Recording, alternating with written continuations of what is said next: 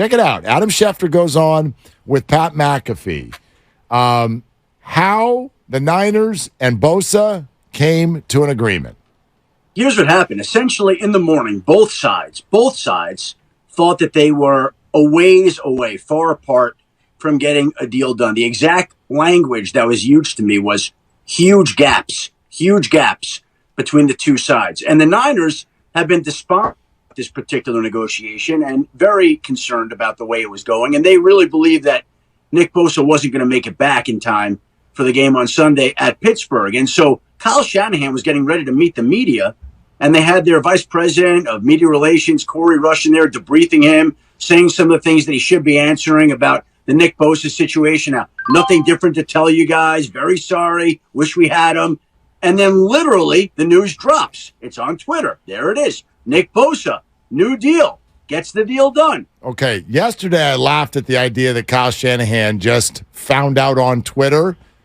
I still don't really buy it, but I do understand, as Cheryl helped us understand yesterday as well, this was more touch and go than we realized. Yeah. For sure. Especially those of us who are like, it'll get done, because it only makes sense to get it done. And it did, but man, it does sound like there was more discord than we realized, especially because they did a good job of keeping it quiet, so it didn't sound like there was discord. Right, and discord doesn't have to necessarily be discord to one another. The Bosas can say, this is what we're looking for, and the Niners can say, okay, thanks, goodbye, hang up and be like, these motherfathers, how dare they? Or the Niners can say, we're going to offer you this, and the Bosas, okay, thanks, we'll get back to you, and they hang up. It's like, how dare you lowball us? And so there could have been discord, but not to one another, and we do know that there was no discord in the media, right? In the fans, there was no leakage, there were no overtures of franchise tag or a protracted holdout or anything like that. Okay, it's 4:25 in the afternoon. Some of you may be driving home from work. Some of you may have other people in the car with you. Some of you may be preparing dinner on a smart speaker, listening, and there are other people in the home. I want to pause for a second and grab your attention. You're going to want to listen to this. So, if somebody's talking, I want you to tell them, hold on a second, I got to hear what they're about to play. Because you, after listening to what Schefter just said in that first cut, might be asking the same thing I am. Well, if you all woke up and everybody was far apart all over the place, and then you skipped to the end to where, and then the deal was done. Well, but Adam, how did they get there? How did they bridge all of these gaps? 49er fans, lock in. I think what happened here is ultimately the two sides can negotiate all they want. They can feel they're far apart all they want. But I think in the end, Nick Bosa has to say, I want to be there for my team. It's important for me to be there with my guys. We've taken this far enough. Let's go and get this done. And I think he gives the directive in the end, hey, I'm taking this deal. It's a record deal. I'm the richest defensive player in NFL history. Richest non-quarterback deal in NFL history, right? Yes. So just like TJ Watt, who kicked in the door to get the deal done, Nick Bosa said, hey, Suits, listen, I appreciate where you've gotten me. $34 million a year is good. I'm going back with my teammates. I got 4 sacks to give this weekend. They assume he's in great shape, ready to go, right? I'll take it from here. That's exactly what Nick Bosa said. And yes, that's a guy that works out so much that they feel like he's in better shape than he would be if you were at training camp. And Kyle Shanahan said the only way he doesn't play is if he showed up there this morning with a beer belly, which isn't happening, as we know. Would be sweet, though. Yeah. That would be sweet. Okay, all comes from the Pat McAfee Show. He did not show up with a beer belly. As you and I know better than anyone, he showed up with a Wagyu steak belly. Yes. Okay, I think it's incredibly important for 49er fans to know what Adam Schefter just said there. Nick Bosa did this. Nick moved. Nick said, I'm not missing games. Nick said, hey, Brian, his agent, thank you, but now let's go play football. And so any excitement you may have had about the fact that the deal was done, I think it should be even higher because of not that the deal got done, but how the deal got done. Yeah, he did that. Nick did that. He did that. And that makes me think about the early reports of the teams being $4 million apart.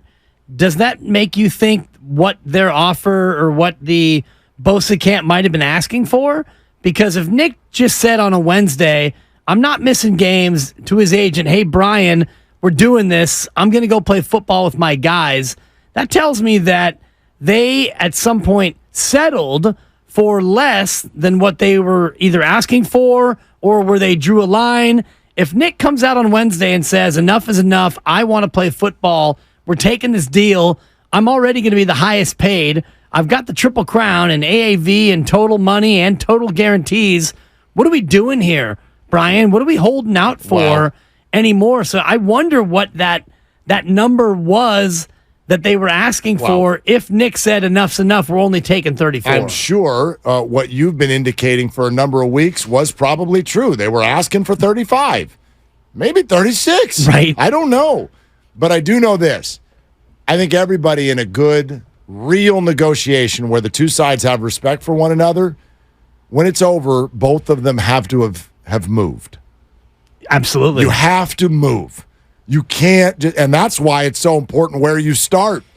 But you have, like the 49ers clearly moved, and I would gather that maybe Nick at the end moved as well. This perception that, you don't want to negotiate with the Bosa. Right. The perception that the Bosas were like, so here's the deal, and I'm going to go eat omelets until you meet me. I love this. I love this. And this is what we were all banking on. The Niners are smart. The Bosas are smart. And this was the smart result. So come on, people now. Smile on your brother. Everybody get together. And sack the quarterback. Go beat Pittsburgh. Right now. Yes. Yeah, And exactly. that's where it goes down on a Wednesday, where Nick understands that he's in Florida. And in order to really be able to play on Sunday, you got to have a couple of days with your guys, which means you got to get to San Francisco or Santa Clara on a Thursday to practice Thursday, Friday, to turn around and fly back across the country and play on a Sunday. So he wakes up, he probably goes to bed on Tuesday and thinks, all right, this is getting done. I'm doing this. And he has a 6-egg omelet with 2 egg whites and all of the rest of the food with mom. Onions and broccoli. And he realizes, I want to play football. Let's make this happen. And so he calls his agent and says, 34. Tell him 34, I'm doing it. And now that we know what was being cooked for him, no wonder he stayed home as long as he could. Right? I would have stayed there for that kind of cooking too. No reason to leave that any earlier than you need to. Work out with your dad, who you love because you're a Bosa and you're a close-knit family, and have Cheryl, your mom, cooking you 3 squares, really about 8 square meals a day. You're eating great at home with mom and working out with dad, but at some point you realize, I got to go do what I do. I got to go get a quarterback. And I got to go get a Saccaroni. You saw all the social media stuff from the tarmac last night, I'm sure. Yeah. Sorry for the scare. Oh my gosh. He's a beauty. It's the most Bosa thing of all time. Sorry. Hey, Niner Nation. Sorry for the scare. Vince in the city with Willard and Dibs. Hey, Vince, what's up? Hey, what's up, guys? I just wanted to talk about RG3's comments. Yeah. And I completely agree. I think Kyle is an absolute control freak. If as a head coach you want to be able to control the game, the only thing you can really control is the ball on the offensive side, because you're the one who gets to dictate what the defense does.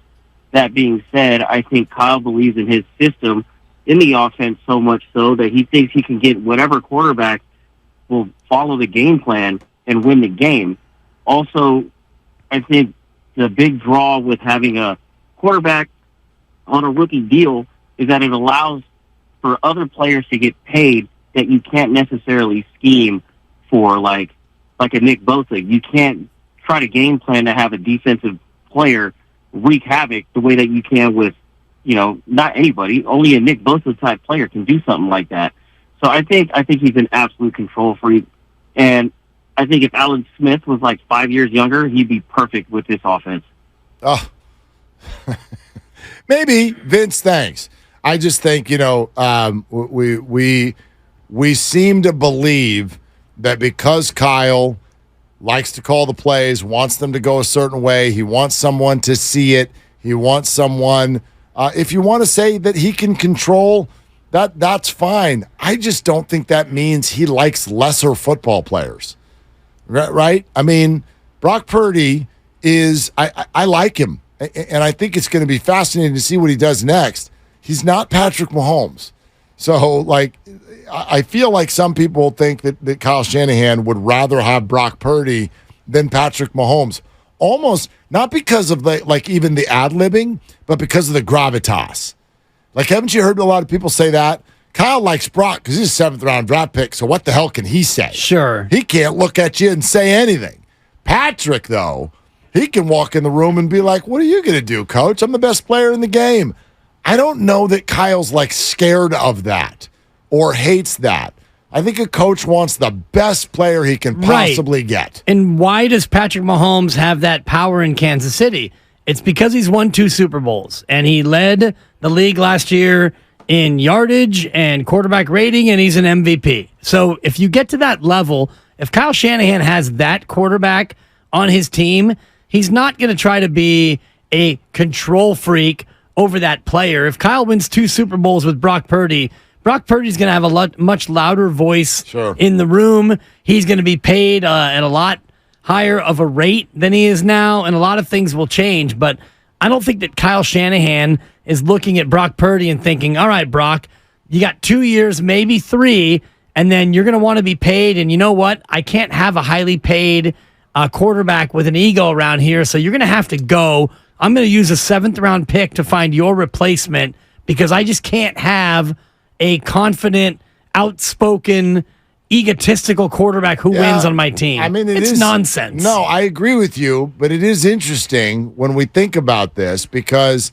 let's say, for everybody out there is like, he could have drafted Mahomes. Right, which means a bunch of your favorite players right now would not be on the team, as we know, right? There's no McCaffrey trade. There's probably no Trent Williams trade. There certainly isn't a re-signing of Williams or what have you. If not that, then someone else, a Warner or a Kittle or whatever's not on the team. And what does that mean for 3 years from now? If Brock does play well, if they do win a bowl over the next couple of years, that's when Brock can go ask for an extension. No doubt that he would. I think the situation he'd be in, he would not command top dollar because he would still have another year to play, and you want to take injury out of play, and it's someone who at that point will have made less than $3 million total dollars in his career. So that's not, I never need to make another dollar for the rest of my life type money. So he would need the security that a big contract comes with. And so I think that he won't be making the $60 million a year that someone would be making at the top of the market at that time. Right. But if that does happen, it is going to call for the 49ers to restructure their philosophy in terms of roster. Yes, if he wins the Super Bowl, then you're going to need to keep him. You're going to want to keep him. And you're right, Mark, because you're looking at the salaries now, and it's Herbert at 52.5 and Lamar at 52, Jalen's at 51. You get into the middle of the road quarterbacks, and they're making 40. Danny Dimes is making 40. Yep. And the aforementioned Dak's at 40. Matt Stafford's at 40. So these guys, Derek Carr's at 37 and a hook. And Kirk Cousins at 35. Jared Goff, 33 and a half. And if he plays well this year for a Lions team that's rejuvenated, he'll be in line pretty soon for another increase for Jared Goff. So Brock Purdy's coming in. If he wins a Super Bowl, he's coming in north of 40. And that changes everything with the way you're trying to construct your team. Yeah, there's a handful of guys, obviously. It would be interesting to take a look at this. The quarterbacks whose deals will be up before Brock. Like, Brock he's not even allowed to go talk about an extension until after next season, after the 2024 season. Right. So between now and then, what happens to the market? Obviously, Joe Burrow's first. You mentioned Goff. Goff's deal is also up 2025 at the end of next year. However, an extension can be negotiated prior to that, which means this offseason, that's when Goff would either get an extension or go into a lame duck year and become a free agent. So Dak's up that same year. there you go. It's Dak, it's Burrow, it's Goff, and Jordan Love, Trevor Lawrence, That's an interesting Trey one. Lance, Well, right. Right.